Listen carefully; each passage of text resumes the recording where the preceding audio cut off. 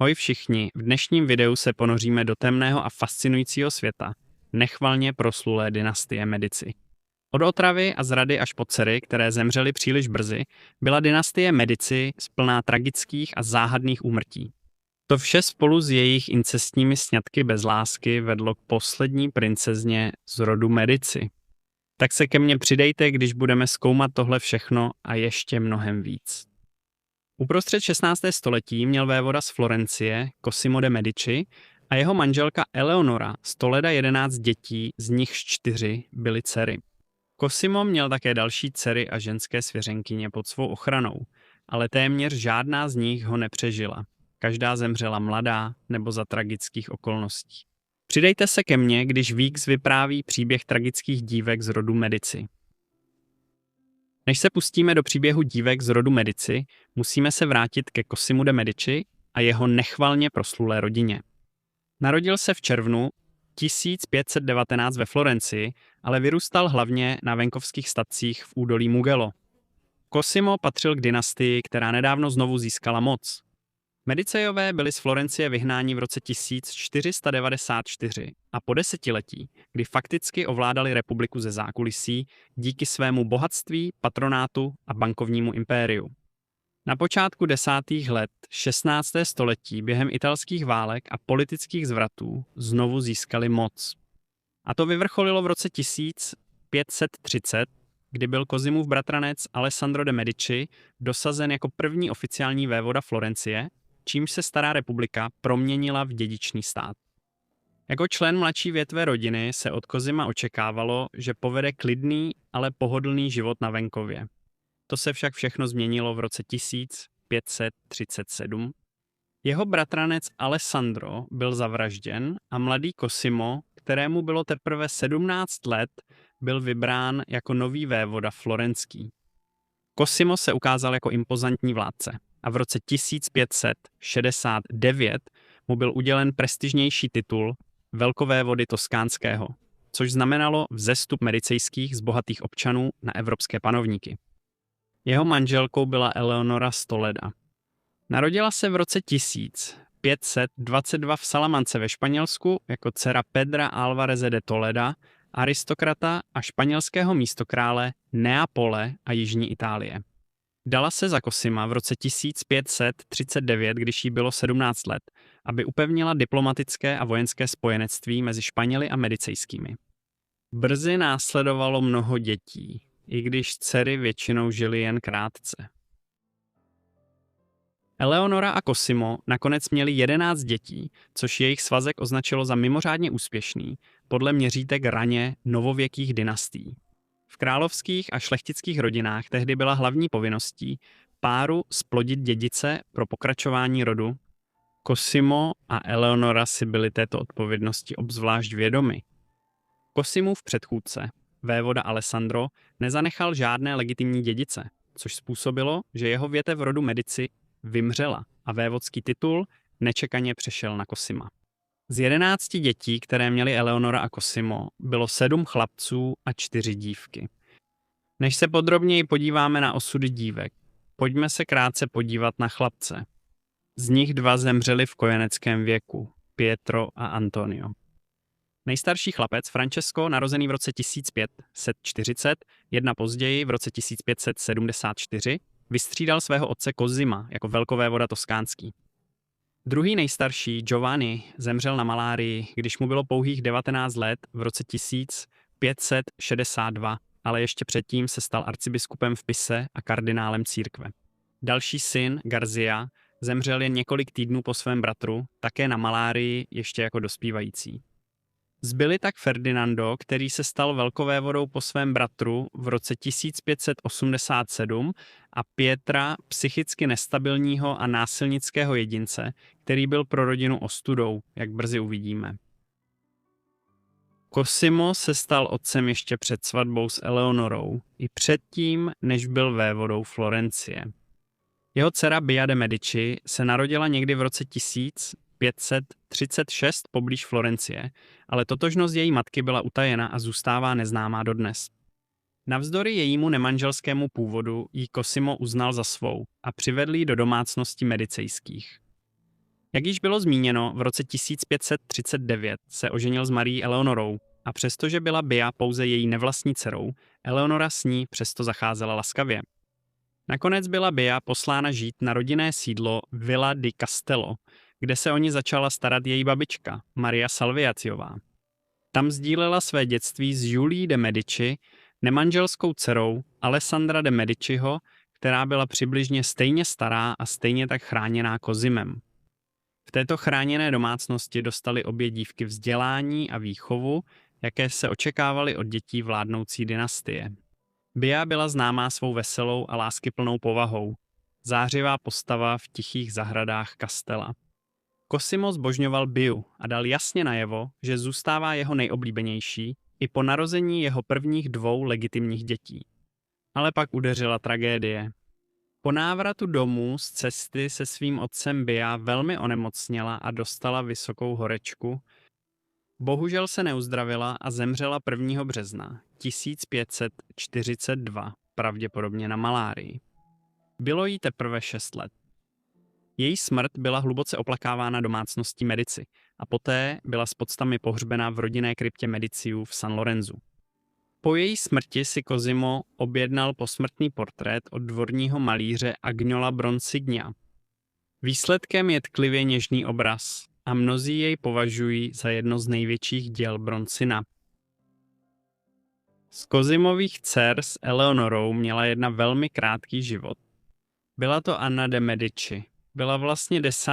dítětem Cosima a Eleonory, druhá nejmladší. Anna přišla na svět 19. března 1553 a zemřela o necelých 5 měsíců později, 6. srpna. O jejím životě nejsou téměř žádné informace. Ani přesné okolnosti její smrti nejsou známy. Úmrtnost kojenců a dětí byla v 16. století velmi běžná. Až 30–35% dětí zemřelo, než dosáhly raného dospívání. Kvůli nemocem, jako neštovice, spalničky, chřipka a dalším komplikacím ohrožujícím přežití kojenců. Anna byla jednou z těchto obětí, stejně jako mnoho jejich sourozenců. Ostatní tragické dívky z rodu Medici žily podstatně déle než Anna a Bea, i když žádná z nich se také nedožila vysokého věku. Nejstarší z těch 3 byla Marie de Medici. Byla prvním z 11 dětí Cosima a Eleonory. Narodila se 3. dubna 1540 rok poté, co se její rodiče vzali. Takže jak vyrůstala, téměř každý rok se k ní v medicejském dětském pokoji ve Ville Medici ve Florencii přidávali noví sourozenci. Jednou z nejzvláštnějších stálých postav dětského pokoje byl Morganti, dvorní šašek, který děti bavil zvírem, jenž byl neustále po jeho boku. Bylo to vřelé rodinné prostředí. Cosimo a Eleonora podle všeho své děti skutečně milovali a velmi se zajímali o jejich výchovu, což se nedá říci o všech královských a šlechtických rodech raně novověké Evropy. Mnoho královských dětí bylo vychováváno v oddělených domácnostech a své rodiče téměř ani neviděli. Ačkoliv byli láskyplní, Cosimo a Eleonora si plně uvědomovali, že jejich děti slouží také politickému účelu. V Itálii, kde soupeřili Španělsko a Francie, bylo získání výhodných aliancí zásadní pro rozšíření vlivu medicejských mimo Florencii. V souladu se snahou medicejských o dynastické aliance byly portréty malé Marie objednány, když jí bylo sotva 5 let. V době dávno před vynálezem fotografie sloužily takové obrazy k představení na vzdálených dvorech. Jeden z jejich portrétů byl zaslán do Paříže její sestřenici Kateřině Medicejské, manželce budoucího krále Jindřicha II. Toto gesto jasně ukazuje, že už v 5 letech byla Marie považována za vhodnou pro prestižní francouzský sňatek. Nakonec byl o rok později domluven jiný sňatek. Do té doby se Marie ukázala jako jedno z nejinteligentnějších dětí rodu Medici. Spisovatelé u dvora oceňovali její intelekt a zmiňovali, že učila mladší sourozence matematiku i další předměty. Když bylo Marii kolem 15 let, Cosimo úspěšně domluvil sňatkovou alianci s Erkem II. d'Este, vévodou z Ferrary, Modeny a Regia a zajistil její zasnoubení s jeho synem a dědicem Alfonsem. Avšak dříve, než se mohla svatba uskutečnit, Marie náhle onemocněla, pravděpodobně malárií, a zemřela 19. listopadu 1557 ve věku pouhých 17 let. téměř okamžitě se Florencií rozšířily skandální šeptandy. Jedna pověst tvrdila, že sám Cosimo propadl vražednému hněvu poté, co odhalil Marii v tajném milostném poměru s mladým šlechticem a probodl ji, aby zachoval čest rodiny. Příběh byl pro současníky šokující, ale téměř jistě to nebylo nic víc než dvorní klepy vzhledem k Cosimově náklonnosti k jeho dětem. Mariina tragická smrt na konci roku 1557 však neznamenala, že by k sňatkovému spojenectví mezi rodinou Medici a rodinou Este nedošlo. Potenciální nevěsta mladého Alfonsa se prostě změnila. Místo toho bylo nyní rozhodnuto, že si vezme Mariinu mladší sestru, Lucrécii. Narodila se 14. února 1545 ve Florencii jako páté dítě Cosima a Eleonory a jejich třetí nejstarší dcera. O druhé nejstarší dceři Izabele budeme mluvit až nakonec, protože žila nejdéle a měla nejskandálnější život. Lucrécie vyrůstala se svými početnými sourozenci na dvoře Dea Medici ve Florencii a vzdělávala se stejně jako oni. Její dětství však bylo ukončeno předčasně po smrti její starší sestry Marie koncem roku 1500. Ačkoliv Lucrécie měla jen 12 let, její otec ihned uzavřel novou politickou dohodu s vévodou Ercolem. Jednoduše zaujala Mariino místo a místo ní se provdala za Alfons. Podle dnešních měřítek to zní neuvěřitelně, ale ani tohle nebyl první navrhovaný sňatek Lucrécie. Již v roce 1552, kdy jí bylo teprve 7 let, byly připraveny plány, aby se provdala za Fabia del Monteho, synovce papeže Julia III., který byl hlavou římskokatolické církve v letech 1550 až 1555. Smrt papeže v roce 1555 zhatila sňatkovou alianci s rodem del Monte a tak byla Lucrécie provdána za Alfonsa d'Este při obřadu ve Florencii 3. července 1558, kdy jí bylo teprve 13 let. Její nový manžel měl 24 let. Pak nastala zvláštní situace. Po svatbě se Alfonso vrátil na dvůr svého otce do Ferrary a mladou Lucrécii nechal ve Florencii. Krátce na to odjel do Francie, aby pomohl vyjednat postoj Ferrary ke míru s Cato Cambrésis z roku 1559, která ukončila desítky let bojů mezi Francií a Španělskem o nadvládu v Itálii. Mezitím Lucrécie zůstala v nejistotě, vdaná jen podle jména, ale ve skutečnosti opuštěná svým manželem. V dalších měsících Cosimo psal vévodovi Ercoleovi i svému zeti, kdy Lucrécie dorazí ke svému manželovi do Nového Města. Řada dopisů zůstala bez odpovědi, částečně proto, že se dění ve Ferraře vymykalo kontrole. Vévoda Ercole těžce onemocněl a v říjnu 1559 zemřel, takže Alfonso nastoupil jako vévoda Alfonso II. Až tehdy byla Lucrécie konečně povolána, aby se připojila, a tak na konci podzimu roku 1559 ve věku pouhých 14 let dorazila Lucrécie do města jako nová vévodkyně ferrarská, modenská a regijská. Netrvalo dlouho poté, co Bronzino namaloval její známý manieristický portrét.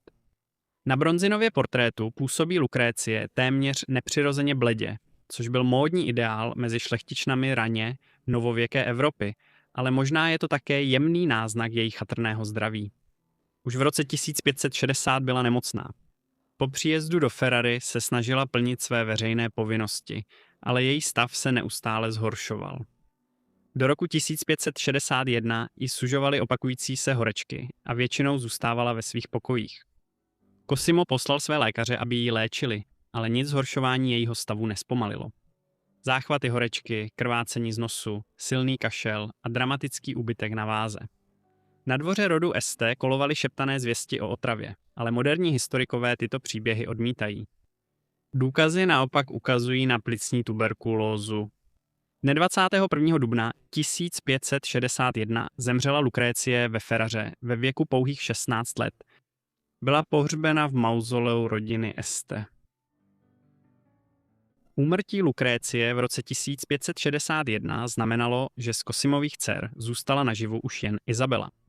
V té době byla už dlouho vdaná. Izabela, narozená 31. srpna 1542, byl domluven její sňatek s Paulem Giordánem Orsinem, budoucím vévodou z Bracciana, už v roce 1553, kdy jí bylo pouhých 11 let. Rodina Orsini byla jednou z nejstarších šlechtických rodin v Římě. Svůj původ odvozovali až do dob Římské říše a tvrdili, že pocházejí přímo od Julia Caesara. Několik členů této rodiny se během staletí stalo papeži a měli obrovský vliv v Římě a střední Itálii. Proto to byl pro rod Mediciů další politicky výhodný sňatek, když byla Isabela v roce 1558 provdána za Paola Giordana. Isabelin sňatek byl však od začátku neobvyklý. Její manžel byl rozhazovačný sukničkář a vévoda Cosimo se rozhodl ponechat si svou dceru ve Florencii spolu s jejím obrovským věnem i po svatbě, dokud neuvidí důkaz, že Paolo peníze nerozhází hned, jak je dostane. Nakonec skutečně odešla do Říma, ale tam jí v 60. letech 16. století trápila série potratů. Až po mnoha neúspěšných pokusech se jí nakonec narodily 2 zdravé děti, dcera jménem Františka v roce 1571 a syn jménem Virginio o rok později. Františka a Virginio žili dlouhý život až hluboko do 17. století a Isabela by měla mnoho vnoučat, kdyby se dožila toho, aby je viděla. To se jí ale nepodařilo. Do této doby velkovévoda Cosimo Prasi zažil mnoho srdcervoucích ztrát. Ačkoliv Isabela byla jeho jedinou přeživší dcerou, měl mladou svěřenkyni, Eleonoru di Garziu di Toledo, narozenou v roce 1553 pod jeho ochranou. Eleonora byla jeho neteř z manželčiny strany. Její matka zemřela, když byla malá a otec často chyběl. Její teta, Eleonora z Toleda, manželka Cosima, si ji vzala k sobě a vychovávala ji na dvoře Medici jako vlastní. Přesto v roce 1562 udeřila tragédie znovu.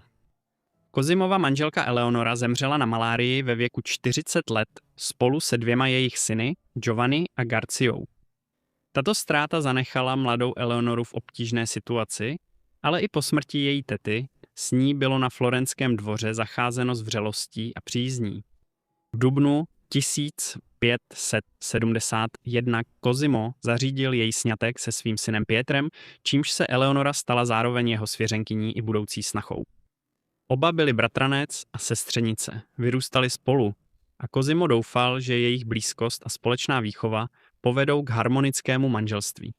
Ale jak brzy uvidíme, velmi se mýlil. Po smrti Eleonory Tolecké si Cosimo našel milenku, Eleonoru della Albizzi, se kterou měl 2 děti, dceru, která zemřela před křtem, a syna Giovanniho, kterého později zlegitimizoval. Giovanni se později stal uznávaným vojenským velitelem a diplomatem medicejských. Cosimo později navázal vztah s Camillou Martelli a v roce 1568 se jim narodila dcera Virginia. V roce 1586 se Virginia provdala za cesara d'Este, vévodu z Modeny a Regia, a společně měli 10 dětí, 6 synů a 4 dcery. Postupem času však Virginia začala vykazovat známky těžké duševní nemoci. Její zpovědník tvrdil, že je posedlá démony a pokusy o vymítání jen prohloubily její utrpení, takže byla v pozdějších letech zcela neschopná. Zemřela v Modeně 15. ledna 1615 ve věku 46 let.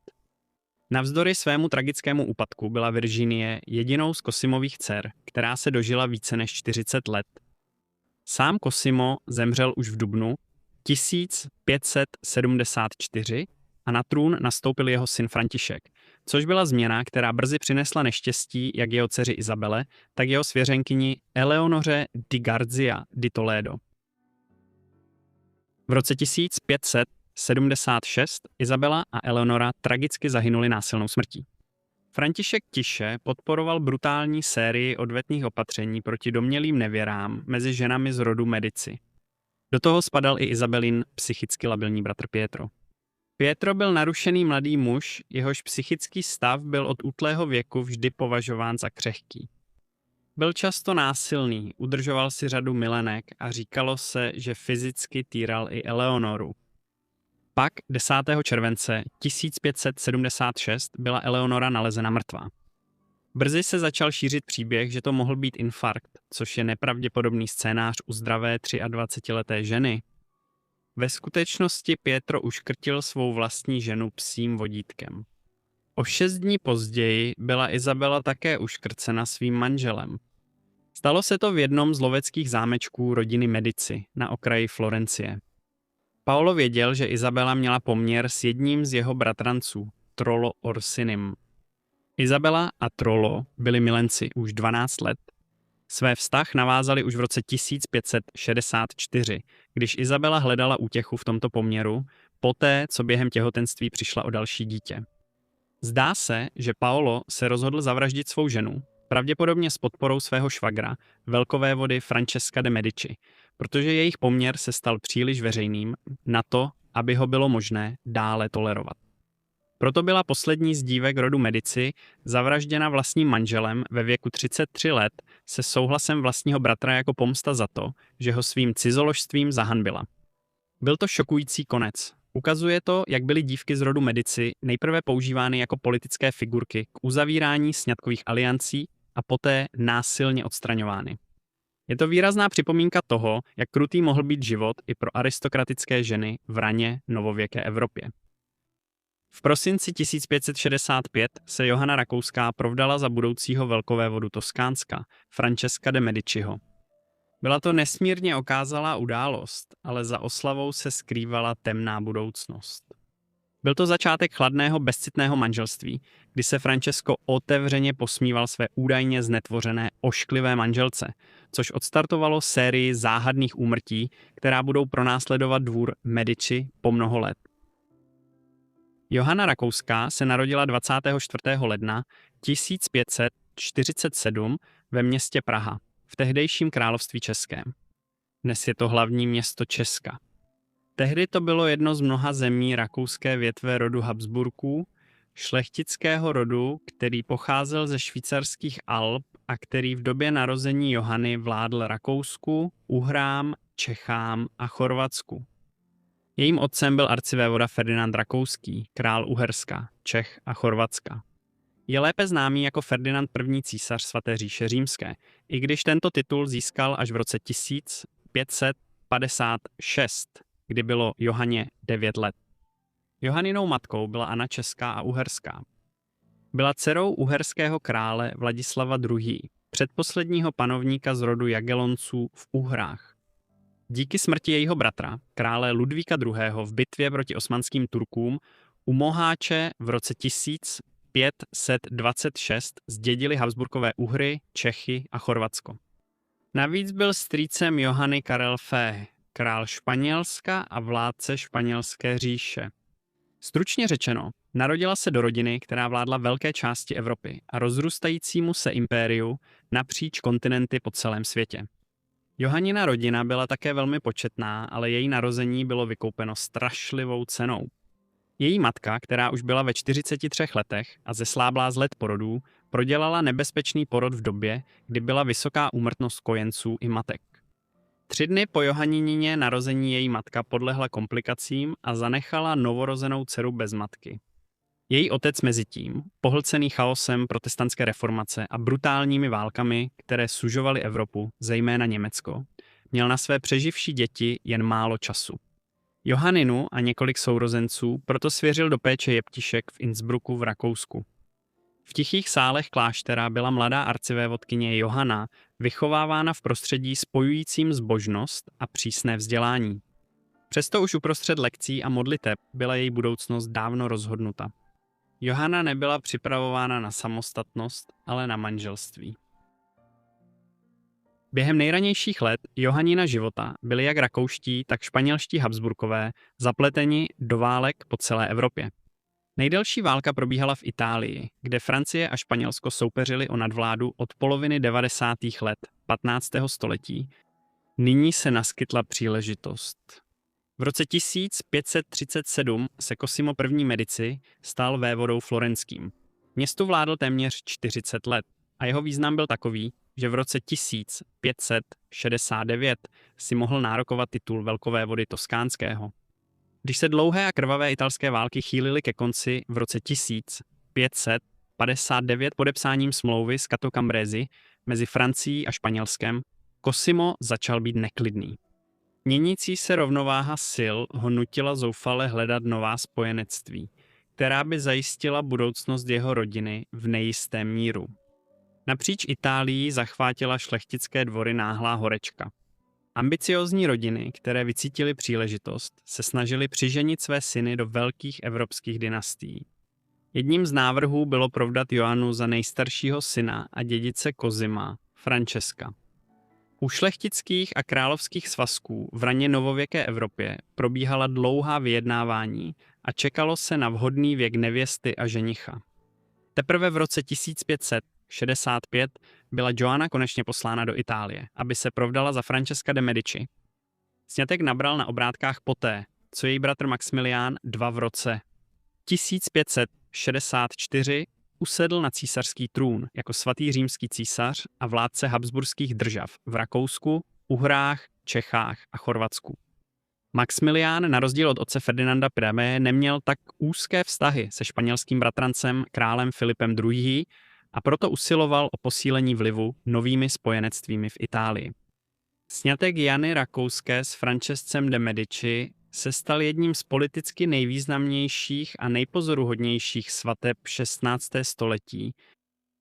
Dochovalo se mnoho záznamů o svatbě Jany a Francesca v roce 1565, popisy napsané v dnech před, během i po této okázalé ceremonii. Událost přitáhla obrovskou pozornost po celé Evropě, když se do Florencie sjížděly desítky aristokratů, velvyslanců a vyslanců, aby zastupovali své panovníky. Na svatbě muže, jenž se měl stát velkovévodou toskánským a faktickým vládcem v roztříštěné politické krajině Itálie. Například jedním z kronikářů, kteří popisovali události svatby, byl Johann Jakob Fuga, člen jedné z nejbohatších bankéřských rodin raně novověké Evropy. Svatbě předcházela formální entrata, tedy slavnostní vjezd do Florencie. Johanna odjela do Itálie se sestrou Barborou, jež se měla přibližně ve stejné době provdat za vévodu Alfonsa II. Z Ferrary, zatímco jejich bratr posiloval nové italské spojenectví. Byly to velkolepé události. Díla slavných osobností, například italského renesančního životopisce Giorgia Vasariho, byla rozmístěna po stovkách metrů až k hlavním branám Florencie a dále do města. Obyvatelé Florencie se shromáždili podél ulic a byli vyzváni, aby si oblékli své nejlepší a nejbarevnější šaty před příchodem svatebního průvodu do centra. To vše šlo o podívanou a o tom, aby každý věděl, kdo se stane budoucí velkovévodkyní Toskánska. Nakonec, po průchodu pod 12 mohutnými oblouky, z nichž každý byl triumfálním mistrovským dílem oslavujícím vítězství, radost a boží přízeň, Johanna dorazila do velkolepé baziliky San Lorenzo, která je domovem slavné kaple Medici. Tam 18. prosince 1565 se 18letá arcivévodkyně Johanna provdala za Francesca de Medici, tehdy 24letého v oslnivém lesku. Florencie jásala a město zářilo slavnostmi na její počest. Přesto se pod povrchem rychle začaly stahovat stíny. Manželství, které slibovalo slávu dvěma velkým dynastiím, bylo nakonec chladné a bez radosti. Johanna a František, kteří byli při svém obřadu tak velkolepí, našli ve společnosti toho druhého jen málo vřelosti. Za mramorovými zdmi paláců Medici se život mladé arcivévodkyně ve Florencii odvíjel v osamělosti a tichém smutku. Od samého začátku bylo manželství Johanny a Františka plné konfliktů. Velkolepost jejich svatby nemohla zakrýt hluboké trhliny, které se brzy objevily, jeho nevěra, jejich povahové střety a Johannino chatrné zdraví je všechny od sebe vzdalovaly. Přesto vázání povinností a očekáváním svého postavení splnili svou královskou povinnost. Johanna snášela jedno těhotenství za druhým, každé bylo těžší než to předchozí. Její tělo neslo nezaměnitelné jizvy tohoto utrpení. Její boky a pánev byly zdeformované opakovanými, vyčerpávajícími porody, což bylo důsledkem vrozené vady kyčlí a dalšího vážného onemocnění, které činilo porod nesmírně nebezpečným a bolestivým. Přesto však porodila 8 dětí. V únoru 1567 se narodila nejstarší dcera Joanny, Eleonora.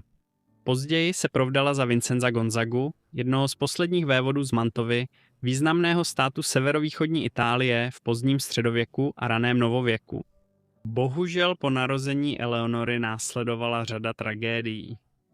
Syn jménem Romola se narodil v listopadu 1568 a o 2 týdny později zemřel. Další dcera, Anna, se narodila na Silvestra roku 1569. Dožila se dospívání, ale také zemřela mladá v roce 1584. Další dvě děti, Izabela a Lucrecia, narozené v letech 1571 a 1572, také obě zemřely v kojeneckém věku a obě poslední děti, Joanny, zemřely v dětství nebo ještě před narozením. Výjimkou z tohoto trendu byla Marie de Medici. Narodila se Joanně a Francescovi 26. dubna 1575. O 25 let později se provdala za krále Jindřicha IV. Francouzského jako jeho druhá manželka. Byla matkou krále Ludvíka XIII. Takže prostřednictvím Marie byla Johana předkem všech francouzských králů až do doby francouzské revoluce na konci 18. století. Ačkoliv byla Johana sama nemocná žena, byla matkou mnoha královských rodů, které přežily stovky let napříč Evropou. Jak už bylo řečeno, manželství Johany a Františka bylo od začátku problematické. Považoval ji za nepřitažlivou a jeho chlad se prohluboval, jak se její zdraví horšilo. Curtius o ní krutě šeptal o jejich schrbených zádech.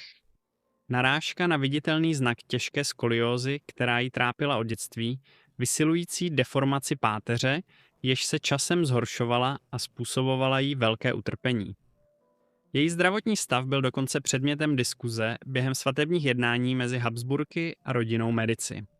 Vysoká politika dynastických svazků kladla na první místo schopnost ženy rodit děti a Johannina křehkost vyvolávala pochybnosti, zda tuto povinnost dokáže naplnit. Ačkoliv ji umělci malovali jako vznešenou nevěstu, dobové zprávy z Itálie vypovídají o tvrdší realitě. Jak roky plynuly, její držení těla se zhoršovalo, pohyby byly namáhavější a chůze byla poznamenána nerovnoměrným krokem. Tento viditelný úpadek v kombinaci s Františkovou ješitností a ctižádostí mezi nimi vytvářel stále větší propast, kterou nakonec zaplnil přítomností jiné ženy, jak brzy uvidíme. Joanně manželství a život nestěžovala jen deformace páteře. Její manžel byl proslule nevěrný a nijak se nesnažil skrývat, do jaké míry svou ženu podváděl. Jeho nejvýznamnější milenkou byla Bianca Capello. Byla to italská šlechtična z Benátek, dcera významného šlechtice z tamnější obchodní republiky a proslulá kráska. Bianca byla sama vdaná za Pietra Bonaventuriho, florenského úředníka, který pracoval pro rodinu Salviati, jeden z nejvýznamnějších rodů v oblasti Toskánska. Byla tedy přítomna na florenském dvoře od roku 1563, kdy tam přijela po svatbě s Pítrem. Ona a František navázali vztah koncem 60. let 16. století po svatbě Johany a Františka. Stalo se to ještě otevřenějším v roce 1572, kdy byl Biankin manžel zabit v ulicích Florencie, což byla událost, kterou možná zinscenovali Bianca a František. V dubnu 1574 zemřel Cosimo, první ve věku 54 let. František se nyní stal velkovévodou a Johana velkovévodkyní. Ale tato nová pozice vše jen zhoršila a František využíval svou moc k ponižování své ženy.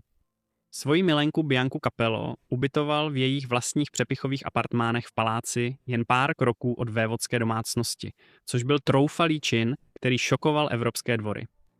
Ačkoliv bylo v té době běžné, že princové a králové měli milenky, alespoň dbali na diskrétnost. Francesco však žádné takové úsilí nevyvíjel. Ona Bianca předváděli svou náklonnost otevřeně, okázale vystavovali svůj vztah před Florencií i před samotnou Johanou.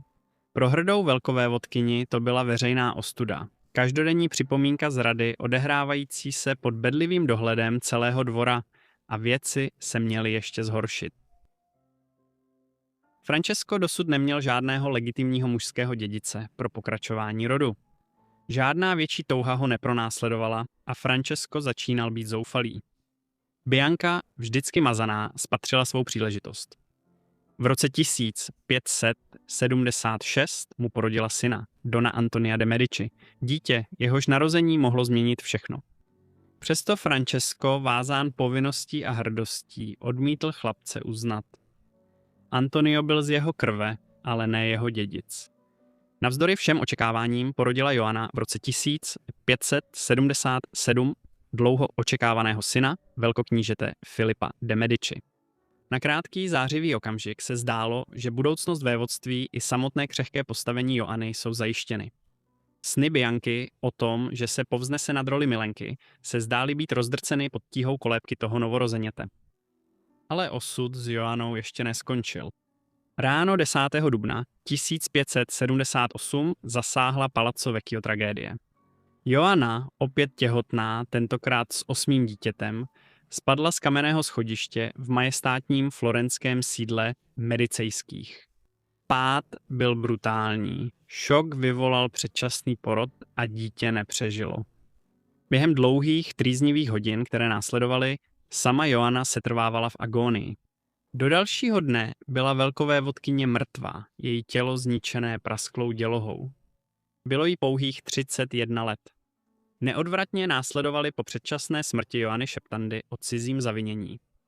S pověstnou nevěrou jejího manžela a jeho otevřenou oddaností Biance Capello jen málo kdo věřil, že její pád byla pouhá nehoda. Florencii se šířily zvěsti, že do ní někdo strčil nebo že v tom sehrál roli jed. Přesto pravda zbavená dvorních intrik mohla být spíše tragická než zlověstná. Johanna dlouho trpěla zhoršující se skoliózou, která jí skřivila páteř a oslabila rovnováhu, což bylo kruté postižení, které jí možná způsobilo smrtelný pád, jenž ukončil její život. Veřejné pobouření to příliš nezmírnilo, když Francesco jen několik měsíců po Johannině smrti tajně uzavřel sňatek s Biankou Capelovou a krátce na to ji v roce 1579 drze prohlásil za novou velkovévodkyni toskánskou. Pro mnohé byla tato posloupnost událostí příliš výhodná. Biankin manžel mrtvý, Johanna pryč a teď je milenka na trůně. Jejich triumf byl krátkodobý. V březnu 1582 zemřel jediný přeživší syn Joanny, malý princ Filip, náhle ve věku 4 let, čímž zanikla Františkova linie legitimních dědiců. Pak v roce 1587 udeřila tragédie znovu. František náhle těžce onemocněl a zemřel 19. října. Bianka ho následovala do hrobu další den. Dvojitá smrt ohromila Evropu a od té doby je zahalena tajemstvím. Byli otráveni oběti dvorské pomsty, možná ze strany jeho bratra Ferdinanda, který se stal novým velkovévodou, nebo je oba zabila nemoc, snad obávaná malárie. Nikdo to nemohl s jistotou říct, ale jejich odchod znamenal ponurý konec děsivého cyklu neštěstí, řetězce úmrtí, který pronásledoval Johannu, její děti, jejího manžela a jeho milenku více než 2 desetiletí. Dne 2. srpna 1634 byla 12letá Viktorie della Rovere provdána za svého bratrance Ferdinanda II. Medicejského, kterému bylo 24 let a byl již velkovévodou toskánským. Jejich svazek byl uzavřen spíše z ambicí než z náklonnosti a stělesňoval nebezpečné hry o moc a rodové linie, které určovaly Itálii 17. století. Ale pod povrchem judské dynastie se skrývala mnohem temnější otázka. Jakou cenu za takový sňatek zaplatila samotná Viktorie? Přidejte se ke mně a zjistěte to. Viktorie della Rovere se narodila 7. února 1622 v knížecím paláci ve městě Urbino. Urbino dnes není zrovna pojem. Je to město s populací 15 000 obyvatel ve středu země, východně od Florencie. Přesto se za jeho starobylými hradbami skrývá jeden z nejlépe střežených italských tajemství, téměř dokonale zachovalé město, které jakoby uvízlo v nádheře pozdního středověku. Kdysi oslnivá kolébka italské renesance stála pod hrdou vládou rodu della Rovere, stejné dynastie, která dala život Viktorii, dívce předurčené ke slávě i tragédii. Tato rodina se v 15. století vyhoupla k moci a vládla několika malým vévodstvím a knížectvím ve střední Itálii, jako je Urbino. Rodina si také 2krát nárokovala papežský stolec, a to s papežem Sixtem IV., který byl papežem v letech 1471 až 1484 a papežem Juliem II., který proslul tím, že pověřil Michelangela, aby na počátku 16. století namaloval strop Sixtinské kaple. Oba byli členy rodiny della Rovere, takže Vittoria se narodila do váženého rodu. Tento rod se během staletí spojil s mnoha významnými italskými vládnoucími rodinami, což vedlo k vysoké míře příbuzenského křížení. Vittorín otec byl Federico della Rovere a teprve nedávno nastoupil jako vévoda z Urbina, když osud zasadil svůj nejkrutější úder. Bylo mu sotva 18 let a zemřel dříve, než si jeho dcera mohla vůbec zapamatovat jeho tvář, přibližně rok a půl po Vittoríně narození. Někteří šeptali o těžkém epileptickém záchvatu, jiní o otravě a zradě, ale ať už byla pravda jakákoliv, jeho náhlá smrt vrhla temný stín na Vittorino dědictví. Její matkou byla Claudie de Medici, dcera Ferdinanda I. de Medici, velkovévody Toskánského v letech 1587 až 1609. To je důležité mít na paměti s ohledem na pozdější Vittorín sňatek. Claudie se provdala za Federika až v roce 1620 a Vittoria byla jejich jediným dítětem před jeho smrtí. Vittoria by se teoreticky měla stát vévodkyní z Orobina po smrti svého otce. Ženská vláda však byla v raně novověké Evropě složitou záležitostí. Některé země umožňovaly ženské nástupnictví, jiné ne. Například ve Francii nikdy nebyla vládnoucí královna a podle raně středověkého salického práva bylo ženám zakázáno nastoupit na francouzský trůn. V Itálii byla situace složitější. V některých městských státech právníci skutečně netušili, zda je legální, aby žena vládla. A tak po smrti Vittorína otce její dědeček Francesco Maria, který byl stále naživu, znovu převzal titul vévody. Jelikož však nebylo možné, aby se narodil další mužský dědic, nechal v roce 1625 stárnoucí vévoda tuto záležitost vyřešit tehdejším papežem Urbanem VIII. Vittoria byla stále nemluvně a nemohla ještě po mnoho a mnoho let vládnout. Rozhodl, že vévodství Urbino, které leželo na severním okraji rozsáhlých papežských území ve střední Itálii, bude jednoduše anektováno do papežského státu. Po smrti 82letého Francesca Marii v roce 1631 převzalo papežství oficiálně kontrolu nad vévodstvím. Vittoria, nyní poslední žijící členka hlavní linie della Rovere, byla odškodněna vévodstvími Rovere a Montefeltro jako osobním lénem, což byly ostrůvky půdy uvnitř širšího vévodství, místo plného titulu. Byla to malá kompenzace za to, že byla zbavena svého dědického práva, ale znamenalo to, že Vittoria byla vévodkyní už jako nemluvně. Také zdědila legendární uměleckou sbírku rodiny, oslnivý poklad mistrovských děl a vzácných šperků, včetně mnoha obrazů. Od Tiziana, jednoho z největších umělců 16. století a mistra vrcholné renesance. Navzdory svému velmi mladému věku jí tak rozsáhlé a neocenitelné dědictví učinilo jednou z nejžádanějších nevěst v Itálii a přitáhlo pozornost dynastií, které toužily získat její bohatství a postavení. Po smrti svého manžela se Claudie de Medici v roce 1626 provdala za arcivévodu předních Rakous Leopolda V. Bylo jí 21 let, zatímco jejímu novému manželovi bylo 39. Nyní se vydala převzít svou novou roli jeho manželky v Tyrolsku v západním Rakousku, kde založila druhou rodinu. Mezitím byla mladá Vittoria ponechána v Itálii, její dětství formovaly přísné zdi kláštera v Grocetě v Toskánsku, rodné zemi její matky. Obklopena jeptiškami, ale nikdy daleko od svých bratranců Medici ve Florencii, vyrůstala ve stínu šepotu o moci a ambicích. Nicméně dříve, než vůbec mohla pochopit význam lásky nebo manželství, její osud už byl spečetěn. Byla zaslíbena svému bratranci Ferdinandu. Ferdinando II. De Medici, velkovévoda toskánský, byl Vittoríným vlastním bratrancem, synem bratra její matky, Cosima II., který vládl Toskánsku od roku 1609 až do své předčasné smrti v roce 1621. Stejně jako u Vittorie, i Ferdinandův otec zemřel předčasně a tak se Ferdinando stal velkovévodou toskánským v roce 1621, když mu bylo pouhých 10 let. Přesto však skutečná moc spočívala v rukou jeho matky, arcivévodkyně Marie Magdalény Rakouské, a jeho impozantní babičky, vdovy velkovévodkyně Kristiny.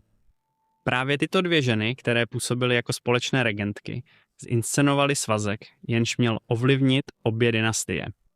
Na konci léta roku 1634 byla 12letá Vittoria della Rovere provdána za 24letého velkovévody, čímž vzniklo pouto krve, moci a ambicí. Předpokládá se, že manželství mezi Vittorií a Ferdinando nebylo skutečně naplněno ještě další 4 nebo 5 let.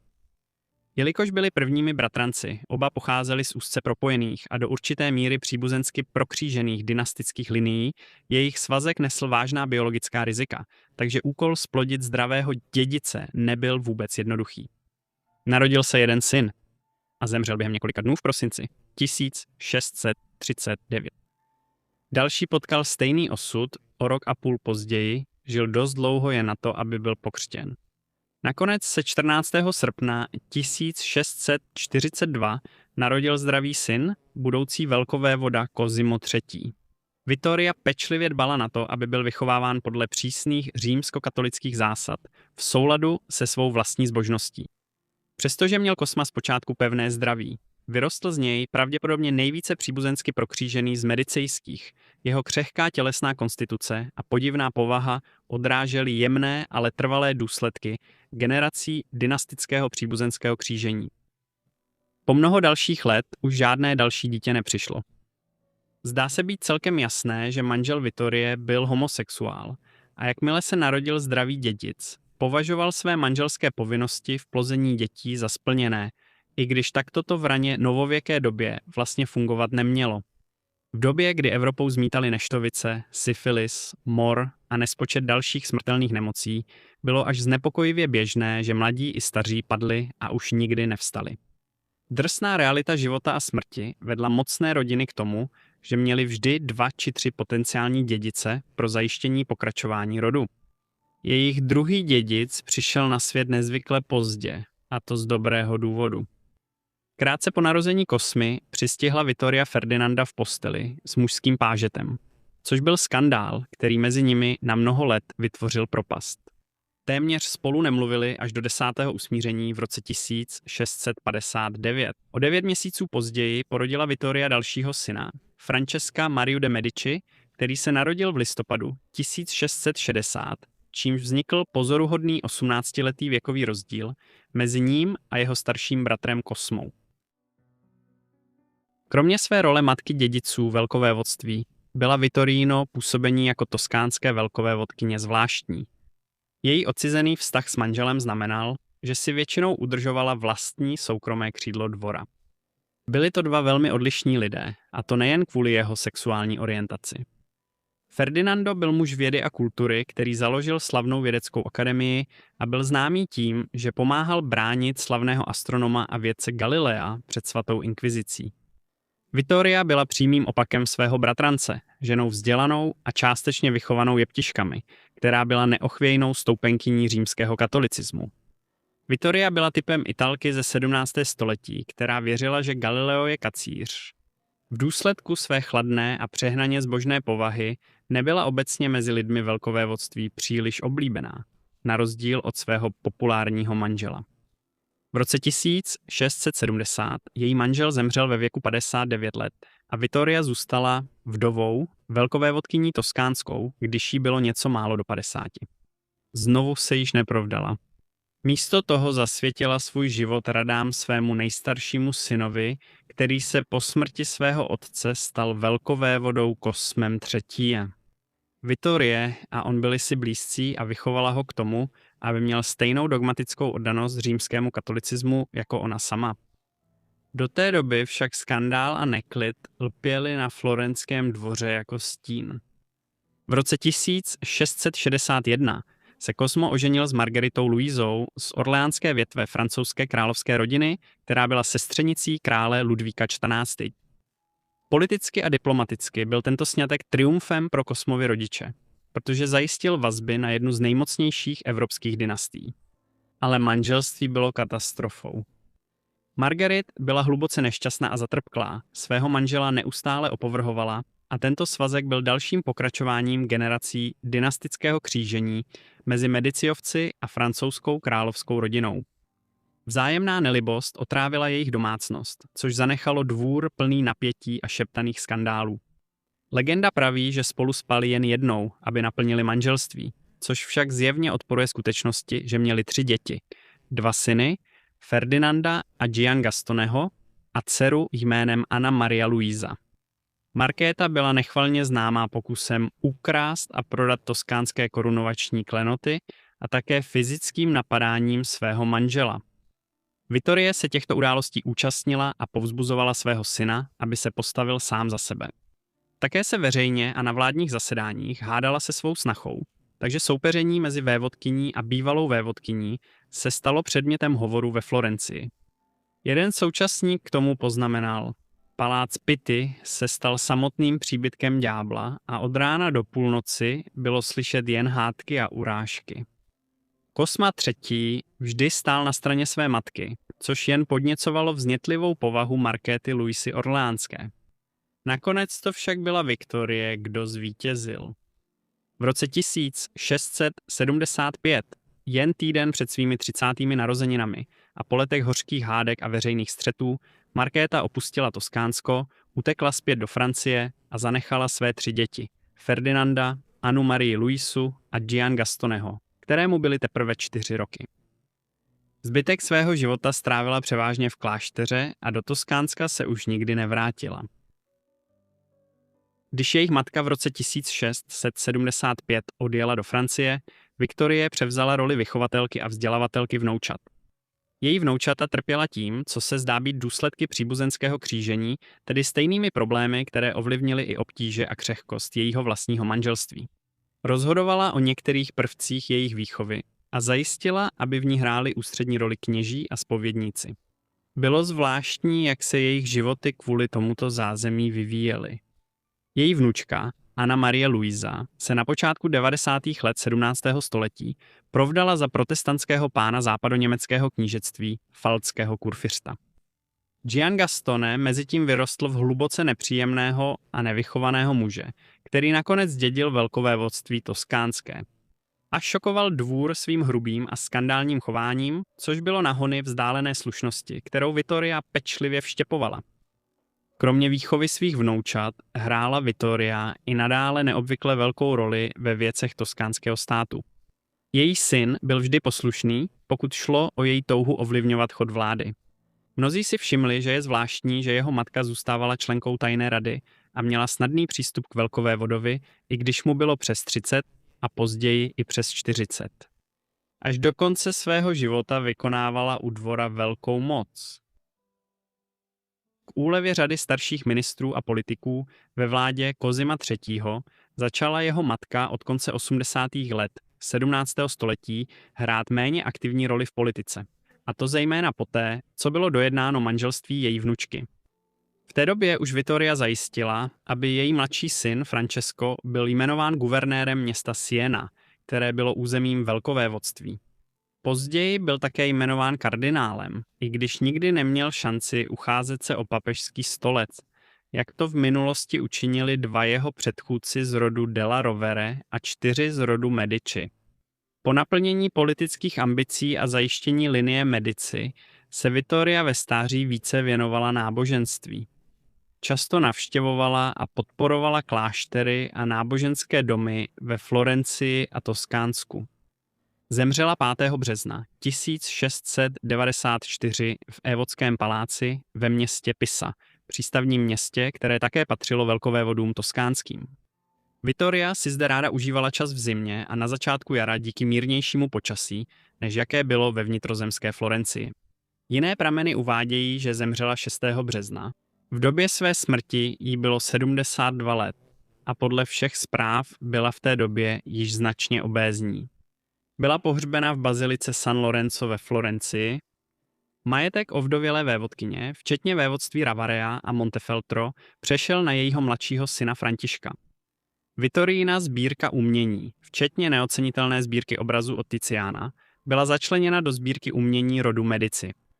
Díla z této sbírky se později začlenila do galerie Uffizi, kterou její vnučka Anna Maria Luisa zařídila, aby se po její smrti v roce 1743 proměnila v jednu z prvních veřejných uměleckých galerií v Evropě.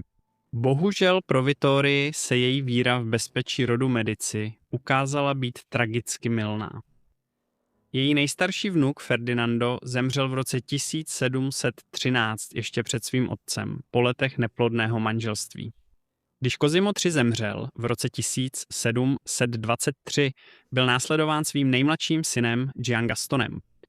I on nezanechal dědice a jeho smrtí v roce 1737 skončil rod Medici, jedna z nejvýznamnějších evropských dynastií, čímž se stal posledním vládcem z rodu Medici v toskánském velkovévodství. Anna Maria Luisa byla poslední členkou nechvalně proslulé dynastie Medici, známé svou chytrostí, mocí a bohatstvím. Ale navzdory veškeré nádheře, do které se narodila, byl její život poznamenán nemocemi, skandály a slábnoucí mocí. Přesto se jí po smrti podařil poslední, geniální tah, kterým navždy zachovala odkaz rodu Medici. Tohle je její příběh. Anna Marie Luisa de Medici se narodila v paláci Pitti, velkovévodském sídle rodu Medici ve Florencii 11. srpna 1667. Jak už napovídá její jméno, patřila k nechvalně proslulému rodu Medici, jednomu z nejvýznamnějších aristokratických rodů pozdního středověku a raného novověku v Evropě. Mediciové se stali mocnou bankéřskou rodinou ve Florencii na konci 14. století, kdy bylo město ještě republikou. Během následujících 100 let postupně upevňovali svou politickou moc a fakticky ovládali Florencii ze zákulisí. V roce 1532 se formálně stali vévody florenskými a v roce 1569 byli Medici povýšeni na velkovévody toskánské, což znamenalo přechod od republiky k dědičné monarchii. Otec Anny Marie byl Cosimo de Medici a 3 roky po jejím narození se stal velkovévodou toskánským jako Cosimo III. Matka Anny Marie byla Markéta Luisa Orleánská, členka vedlejší větve francouzské královské rodiny. Bohužel její rodiče se navzájem nesnášeli. Markéta Luisa, temperamentní princezna, považovala Cosima za odpudivého a nijak to neskrývala. Veřejně se mu posmívala a podle legendy se dokonce pokusila potratit Annu Marii tím, že během těhotenství jezdila na koni bezohledně. Jako mnoho královských žen byla nucena provdat se za Cosima, aby stvrdila politickou alianci mezi Francií a Toskánskem. Ve skutečnosti tato aliance trvala už více než 1 století a rod Medici a francouzská koruna proplétali své rodokmeny mnohokrát. Nejodvážnější krok přišel roku 1600, kdy francouzský král Jindřich IV. Oženil s ambiciozní florenskou dědičkou Marií Medicejskou a učinil ji královnou. Toto byl jeden z několika sňatků, které způsobily příbuzenské křížení mezi rodem Medici a francouzskými Bourbony. Byly také úzce propojeni sňatky s dalším významným evropským královským rodem, Habsburky, jejichž různé větve vládly ve Španělsku a Rakousku. Důsledky královského příbuzenského křížení byly tehdy zřejmé všem, zejména při pohledu na Španělsko. Král Karel II., který vládl v letech 1665 až 1700, byl tragickou podívanou. Neduživý, znetvořený a sužovaný tak pokřivenou čelistí, že sotva mohl mluvit nebo žvíkat. Anna Marie byla často nemocná a spekuluje se, zda v tom nehrály roli generace dynastického příbuzenského křížení. Zatímco někteří její křehkost přičítali generacím propletených rodových linií, jiní tvrdili, že trpěla syfilidou, skandální fáma, která mezi historiky vyvolává debaty dodnes. Anna Marie měla 2 bratry, Ferdinanda, dědice, o 4 roky staršího, a Giangastoneho, o 4 roky mladšího. Ale jejich královské dětství bylo všechno, jen ne zlaté. Po letech hořkých hádek jejich matka opustila dvůr medicejských a v roce 1675 uprchla do Francie, přičemž zanechala 7letou Annu Marii a její sourozence samotné. Nyní je vychovávala jejich babička, Vittoria della Rovere, a bohužel už svou matku nikdy nespatřili. Lze jen spekulovat, jak to ovlivnilo zbytek jejich života a úpadek jejich dynastie. Jako jediná dcera velkovévody byla otázka sňatku Anny Marie důležitá už od jejího dětství. Brzy přišel návrh provdat ji za jejího bratrance, velkého dauphéna Francie, tehdejšího určeného dědice, krále Ludvíka XIV., ale k tomu nikdy nedošlo. Kdyby k tomu došlo, znamenalo by to další vrstvu sňatků a příbuzenského křížení mezi rodem Medici a francouzským královským rodem Bourbonů. Mezi další potenciální ženichy v 70. a 80. letech 17. století patřil portugalský král Petr II. Nakonec však manželské spojenectví, které její otec schválil, bylo s Janem Vilémem Pfalzgrabětem rýnským, vládcem významného knížectví v Porýní v západním Německu. V rámci této dohody pomohl Pfalzgrabě rýnský Kosmovi získat titul královské výsosti, což ho zařadilo mezi evropské krále, přestože nesl pouze titul velkovévody. Pár se nakonec vzal 5. června 1691. Anna Marie bylo 24 let a Janovi bylo 36 let, což znamenalo, že byl o 12 let starší. Během doprovodných oslav o Anně Marii jeden současník řekl toto. Její postava je vysoká, pleť světlá, oči velké a výrazné. Jak její oči, tak i vlasy byly černé, ústa malá, rty plné a zuby bílé jako slonovina. Toto manželství bylo jen částečně úspěšné. Na jedné straně Anna Marie a její manžel sdíleli lásku k hudbě a kultuře a podporovali se navzájem v těchto zájmech na svém honosném dvoře ve městě Düsseldorf v Německu. Přesto toto manželství bylo také poznamenáno zklamáním a možná bylo ovlivněno nemocí. Johann Wilhelm byl dlouho podezírán, že se syfilidou nakazil už během svého prvního manželství, dávno předtím, než si vzal Annu Marii. Ačkoliv jeho první manželka zemřela v roce 1689 na tuberkulózu, šeptanda o syfilidě nikdy neutichla. Syfilis je pomalá, krutá nemoc, která může rozkládat tělo po celá desetiletí. Pokud se Anna Marie nakazila, mohlo by to vysvětlit její chronické nemoci a zpochybnit, zda za vše mohlo jen příbuzenské křížení. Mrazivá stopa se objevila v roce 1692. Ona otěhotněla, ale brzy potratila. Poté už ona a Johann neměli žádné děti. A s tím jediným ztraceným těhotenstvím se rod Medici přiblížil k vymření. Bezdětnost Anny Marie a Johanna nebyla jen osobní tragédií, ale otřásla celou dynastii Medici. Anna Marie měla jen 2 sourozence a obě manželství byla z hlediska následnictví katastrofou. Ferdinando, dědic velkovévodství, zemřel v roce 1713 bez potomků, zatímco manželství bez lásky Jana Gastona s Annou Marií Sasko-Lauenburskou přineslo jen utrpení a samozřejmě žádné děti. Když Ferdinando zemřel, bylo už jasné, jak to dopadne. Přímá linie rodu Mediciů měla vymřít. Ve snaze zachovat svůj odkaz vydal velkovévoda Kosmas III. Radikální dekret, podle kterého by jeho dcera mohla zdědit velkovévodství, pokud by nezůstal žádný mužský dědic. Tento dekret pobouřil císaře svaté říše římské Karla VI., který prohlásil, že pouze on může měnit zákony o nástupnictví, protože velkovévodství bylo říšským léno. Ačkoliv krátce uznal nárok Anny Marie, rychle ustoupil a trval na tom, že Rakousko a Toskánsko se musí dohodnout, který královský rod zdědí medicejskou korunu. Je těžké pochopit, čeho tímto Cosimo doufal dosáhnout. Anna Marie bylo v té době už 46 let a byla dávno za věkem, kdyby mohla mít děti. I kdyby skutečně zdědila velkovévodství, nezůstal by nikdo, kdo by po ní mohl nastoupit. Byl Cosimo bláhový, zoufalý nebo doufal v něco jiného? Dne 25.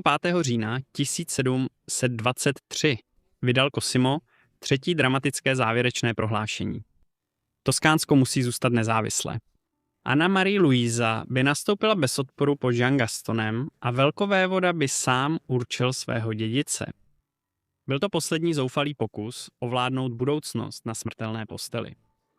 O 6 dní později, ve věku 81 let, což byl na jeho dobu ohromující věk, byl Cosimo mrtvý.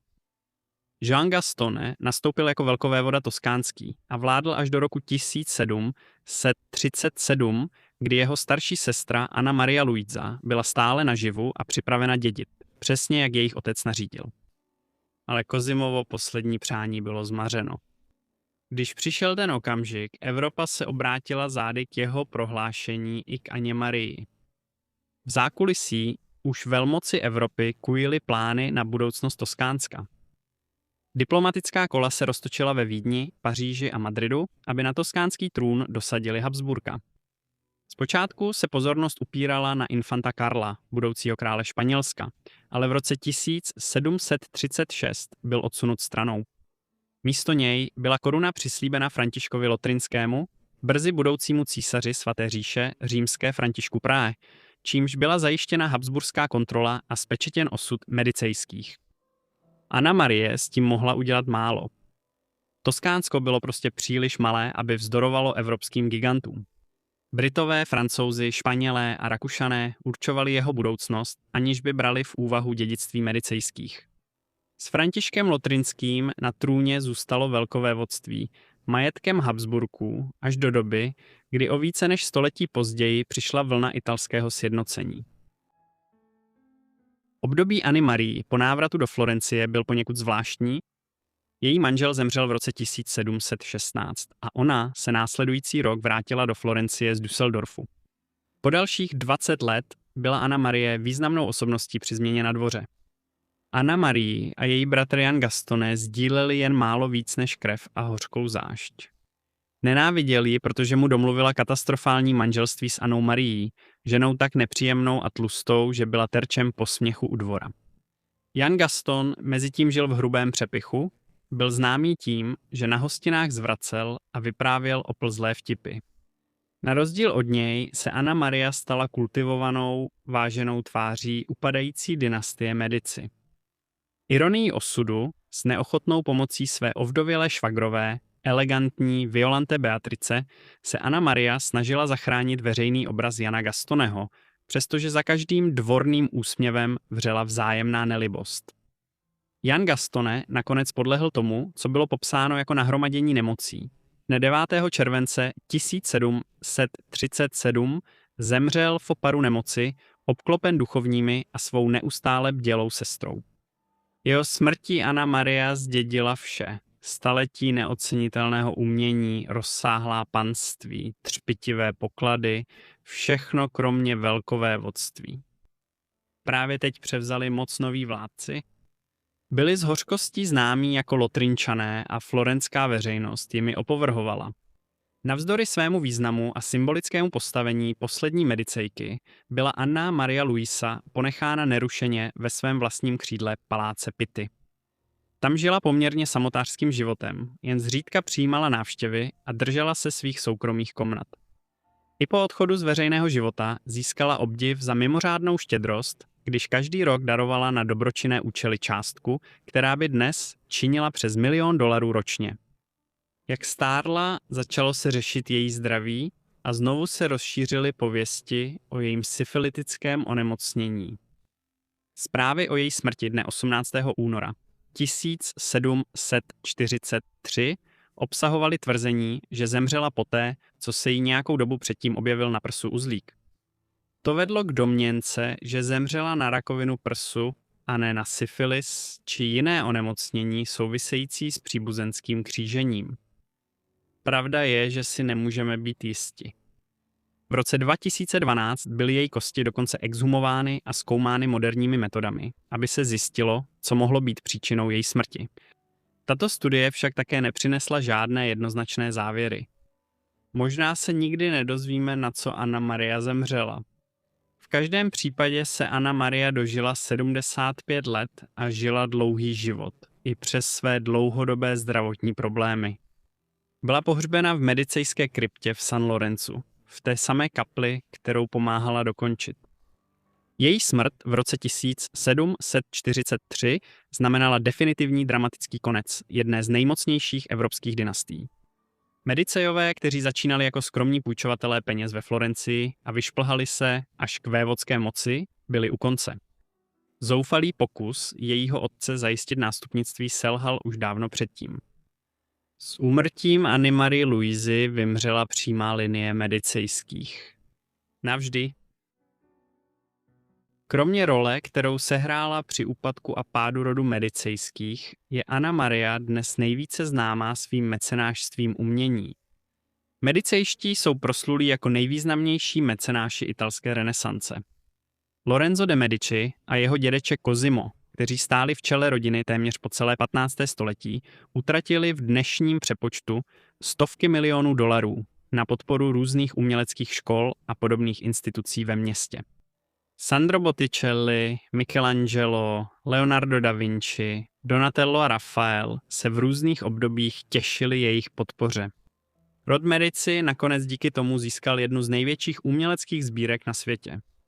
V polovině 16. století začali Medicejové budovat velkolepý prostor pro svou rozrůstající se uměleckou sbírku, galerii Uffizi.